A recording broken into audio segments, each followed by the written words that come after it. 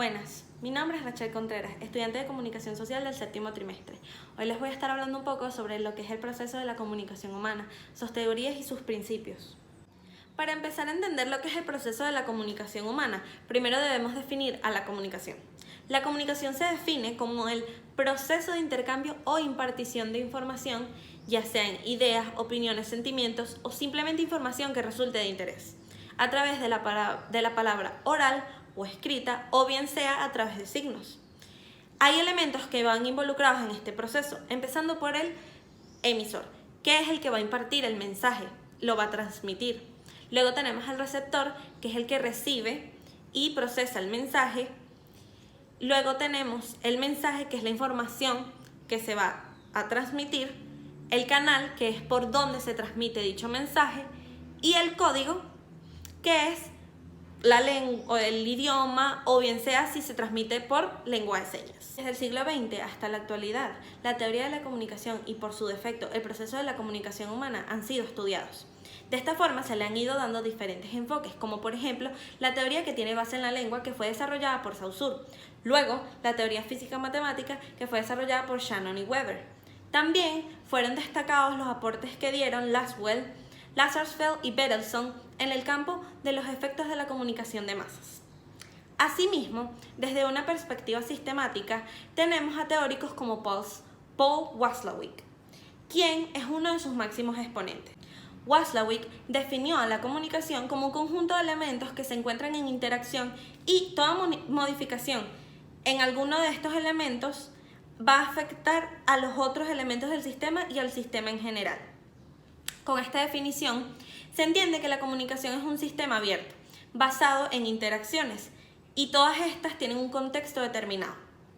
Asimismo, la comunicación obedece a ciertos principios, los cuales fueron determinados como el principio de totalidad, el principio de causalidad circular y el principio de regulación. Cuando hablamos del principio de totalidad, entendemos que este implica que este sistema posee características que son propias del mismo.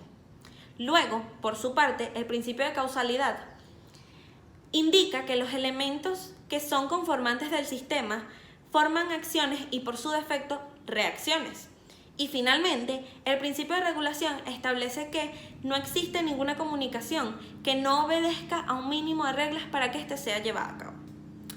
Asimismo, Watzlawick junto a Beeding y Jackson definieron que la comunicación es la base de toda actividad humana, ya que es imposible no comunicarse. Los conocidos como axiomas de la comunicación ponen en evidencia esta definición. Asimismo, los axiomas están compuestos por 5 conceptos básicos, empezando por que todo comportamiento tiene un valor comunicativo para los demás.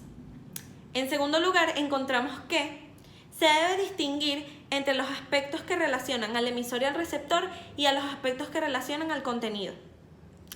Como tercer elemento de los axiomas, encontramos que los teóricos desarrollaron que toda interacción siempre va a estar condicionada por la puntuación de las secuencias de la comunicación que ocurra entre los participantes de este sistema. Luego, el cuarto axioma define que la comunicación humana implica 2 modalidades: la digital, que hace referencia a lo que se dice, y la analógica, que es cómo se dice el mensaje. Por último, en el quinto axioma se establece que toda comunicación es sistémica o complementaria.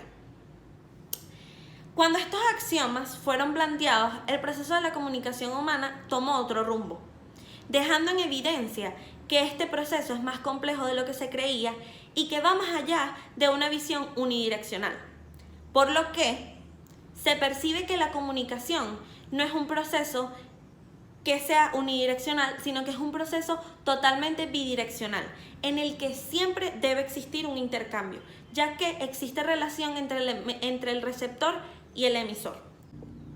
Dicha relación entre el emisor y el receptor es totalmente necesaria, ya que se necesita que para el proceso de la comunicación esté completo, se lleve a cabo la retroalimentación, para así poder comprender si el mensaje que se entregó fue recibido de la forma que se esperaba y la información fue procesada de la forma que se esperaba.